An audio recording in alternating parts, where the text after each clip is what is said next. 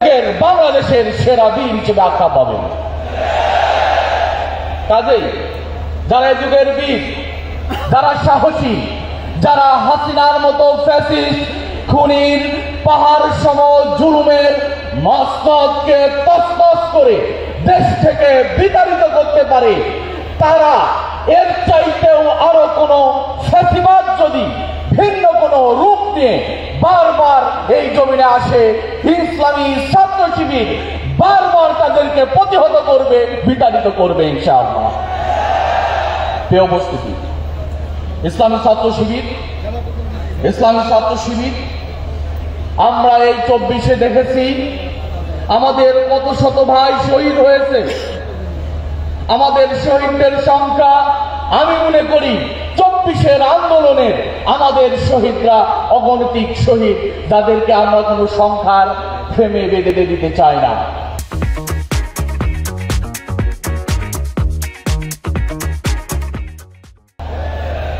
আমাদের অসংখ্য শহীদ, অসংখ্য ত্যাগী, অসংখ্য যোদ্ধা যারা তাদের সর্বোচ্চ ত্যাগ দিয়ে এই বিপ্লবে নেতৃত্ব দিয়েছে।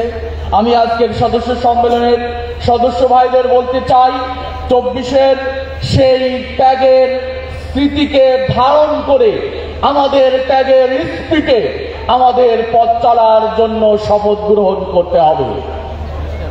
আমরা যদি 24-কে ভুলে যাই, আমরা যদি 24-এর এই দৃশ্যগুলো ভুলে যাই, তাহলে একদিন আস্তে আস্তে এই দৃশ্য বলার মানুষ থাকবে না। কাজে আমি বিশ্বাস করি ইসলামী ছাত্র শিবিরের যারা সদস্য, যারা 24-এর রাজপথের লড়াকু সৈনিক হিসেবে ভূমিকা রেখে হাসিনা পতনের আন্দোলনের অগ্রজ হয়েছে, নিঃসন্দেহে তারাই 24-কে ধারণ করে এদেশকে সামনে নিয়ে যাবে ইনশাআল্লাহ। প্রিয় উপস্থিতি, আমি আমাদের সদস্য ভাইদেরকে বলতে চাই, যারা বিপ্লবী হবে, যারা মুজাহিদ হবে, আমাদের জিহাদ, আমাদের বিপ্লব আগামী দিনে সবচাইতে বড় বড় যে সমস্যাগুলো আসবে, আমাদের সবচাইতে বড় বড় সমস্যা, সেই সমস্যা যে সমস্যা আদর্শিক সৌন্দর্য ব্যতীত সেই সমস্যার সমাধান করার সুযোগ নেই। কাজে ইসলামী ছাত্র শিবিরের যারা সদস্য, তাদের জ্ঞান, আমল, মুআমালাত, প্রজ্ঞা, দক্ষতা এবং যোগ্যতার মধ্য দিয়ে আদর্শিক যে থ্রেডগুলো আসবে সেটাকে প্রতিহত করে আমাদেরকে সামনে পথ মারিয়ে সামনে যেতে হবে। আমি প্রিয় সদস্যদেরকে সেই আহ্বানটাই করতে চাই।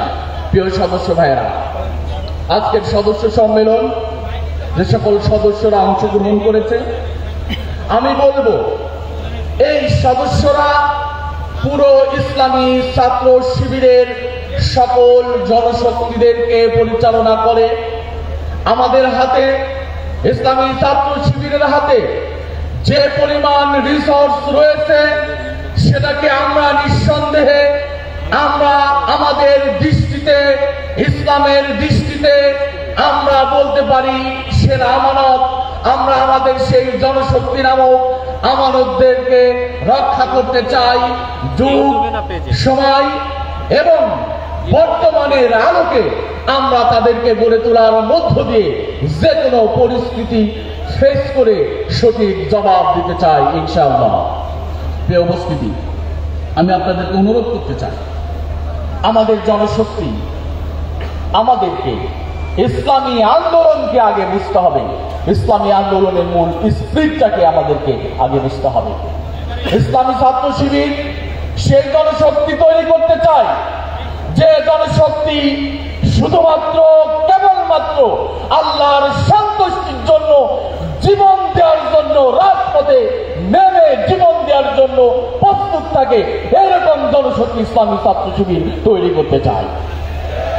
কাজেই আমি আজকে সদস্যদেরকে বলতে চাই, আসুন আমাদের টার্গেট হতে হবে আল্লাহর সন্তুষ্টি। আমার কত ত্যাগ, আমি কত কারাগারে গিয়েছি, আমি কত সুন্দর কথা বলতে পারি, আমি কত চিন্তা করতে পারি, তার আগে আমাদের টার্গেট হলো আমাদের এই আন্দোলনের কর্মী হিসেবে আমি আল্লাহর সন্তুষ্টির জন্য কতটুকু পথ চলছি, কতটুকু কাজ করছি, এটা আমাদের প্রত্যাশা হওয়া উচিত। আসুন আমরা সেদিকে যেতে চাই। প্রিয় সদস্যদের বলতে চাই, আমাদের হাতে যে রিসোর্স আছে তাদেরকে যদি আমরা এই সময়ের সাথে কোরআন এবং সুন্নাহর জ্ঞানে বর্তমান সময়ের সাথে যোগ্য করে গড়ে যদি না তুলতে পারি, তাহলে আমাদের আন্দোলনের পথ, গতি, লক্ষ্য, আমাদের জনশক্তিরা সেই লক্ষ্য থেকে চ্যুত হয়ে ভিন্ন দিকে তারা চলে যেতে পারে। কাজে আমাদের টার্গেট, আমরা আমাদের জনশক্তিদেরকে এমন প্রশিক্ষণ দিতে চাই যে প্রশিক্ষণের মাধ্যমে জনশক্তিরা তারা তার নিজেকে চিনবে, তারা তাদের রবকে চিনবে এবং তারা এই জাগতিক যত উপায় উপকরণের দক্ষতা প্রয়োজন সবকিছু তারা গ্রহণ করবে। আমি সেই প্রশিক্ষণ নিশ্চিত করার জন্য ইসলামী ছাত্র শিবিরের সদস্য ভাইদের প্রতি আহ্বান রাখতে চাই। প্রিয় উপস্থিতি, আমাদের দেশ নিয়ে যত ষড়যন্ত্র, আমরা 24-এর যে শক্তি, যে স্পিডটা আমরা পেয়েছি, আমরা স্পষ্ট করে বলতে চাই, এদেশে কোনদিন আর আধিপত্যবাদীরা মাথা চড়া দিয়ে উঠতে পারবে না।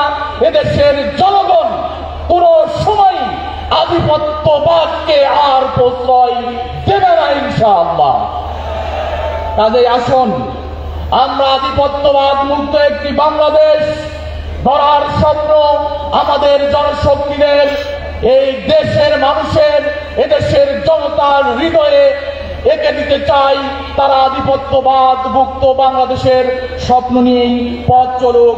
আসুন আমরা সেই স্বপ্ন বাস্তবায়নে পথ চলি। আমাদের জন্য এই জাতির জন্য সবচাইতে বড় আমি মনে করি দুইটা থ্রেট, যে থ্রেট শুধুমাত্র ইসলামী ছাত্র শিবিরের জনশক্তিরাই সেই থ্রেট ফেস করতে পারে। আমাদের জন্য বড় থ্রেট হলো কালচারাল আগ্রাসন। আমাদেরকে এমন একটি আগ্রাসন দিয়ে আমাদের জাতির ভিতরে নৈতিকতা, আদর্শ, ছোট বড় পারিবারিক বন্ধন থেকে শুরু করে নানা জায়গায় সমস্যার সৃষ্টি করেছে। তার নাম হলো কালচারাল আগ্রাসন। ইসলামী ছাত্র শিবির অন্যদের চাপিয়ে দেওয়া কোনো আগ্রাসন মেনে নিবে না, কোনোদিন মেনে নেয়নি ইনশাআল্লাহ। প্রিয় সদস্য ভাইরা, আমাদেরকে আমাদের জাতিকে নিয়ন্ত্রণ করার জন্য সবচাইতে দুটি সেটা হলো কালচারাল আগ্রাসন। আমাদেরকে সংস্কৃতির এই অঙ্গনে সচেতন হতে হবে। আমাদের সংস্কৃতি সচেতনতার মধ্য দিয়ে নতুন একটি প্রজন্ম সৃষ্টি করতে হবে, যারা আমাদের উপরে আধিপত্য বিস্তার করতে চায়, আমাদের জাতিকে যারা নিয়ন্ত্রণ করতে চায়, সেই নিয়ন্ত্রণকারীদেরকে জবাব দেবে ইনশাআল্লাহ ইসলামী ছাত্র শিবির। আমরা এরকম একটি প্রজন্ম তৈরি করতে চাই। আপনাদের প্রতি সেই উদাত্ত আহ্বান রাখতে চাই। প্রিয় সদস্য ভাইয়েরা, আপনাদের বলতে চাই, সর্বশেষ আমাদের শিক্ষা ব্যবস্থার সংস্কার আমি মনে করি এই মুহূর্তে সবচাইতে বেশি দরকার।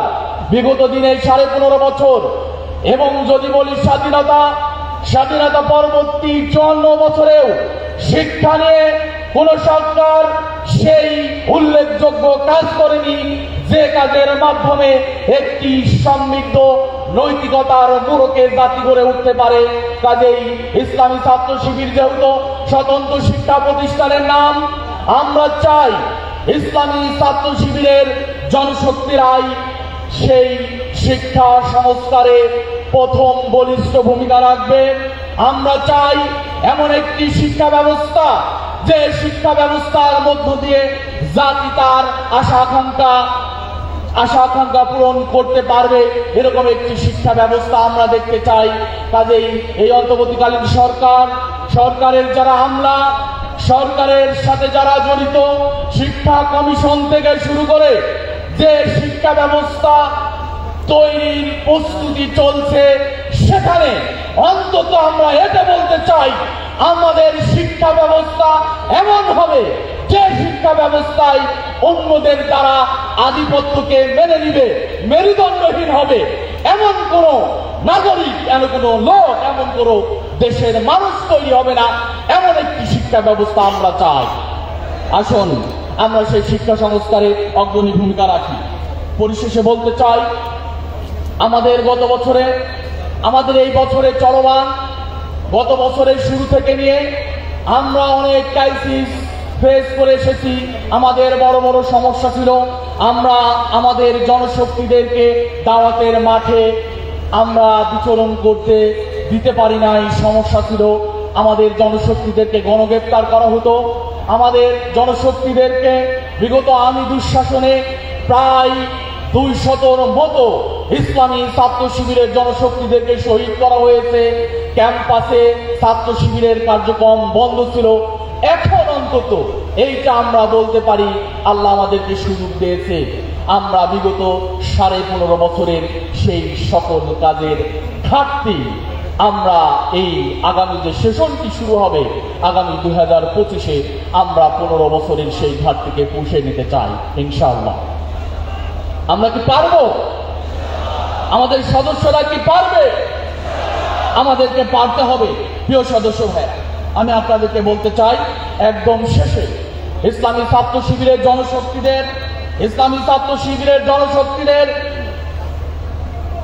জনশক্তিদের সম্পর্ক হবে শুধুমাত্র মসজিদের সাথেই সম্পর্ক হবে ইসলামী ছাত্র শিবিরের জনশক্তিদের।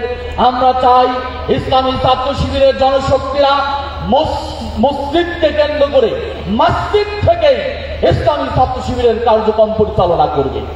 আমরা চাই ইসলামী ছাত্র শিবিরের জনশক্তিদের সম্পর্ক হোক কোরআনের সাথে। আমরা চাই ইসলামী ছাত্র শিবিরের সদস্যদের জনশক্তিদের সম্পর্ক হোক হাদিসের সাথে।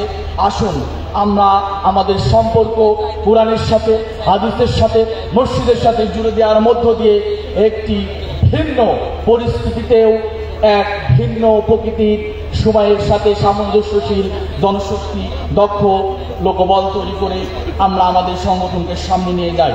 প্রিয় সদস্য ভাইয়েরা, পরিশেষে বলতে চাই, আমাদের এই পথ চলায় আমরা খুবই সামান্য পথ এগিয়ে এসেছি।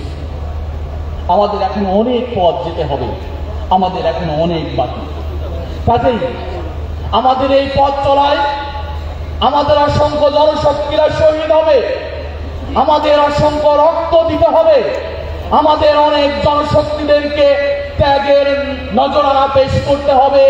আমাদের সেই ত্যাগ, শাহাদাত নজরানায় এমন কোন যদি পরিবেশ সৃষ্টি হয়, পরিস্থিতির সৃষ্টি হয়, ইসলামী ছাত্র শিবিরের জনশক্তিরা কি প্রস্তুত আছে? ইনশাআল্লাহ আমরাই এদেশের বৈষম্যহীন, দাসত্বমুক্ত নতুন এক বাংলাদেশের স্বপ্ন এঁকে দেব ইনশাআল্লাহ। এবং আমাদের শেষ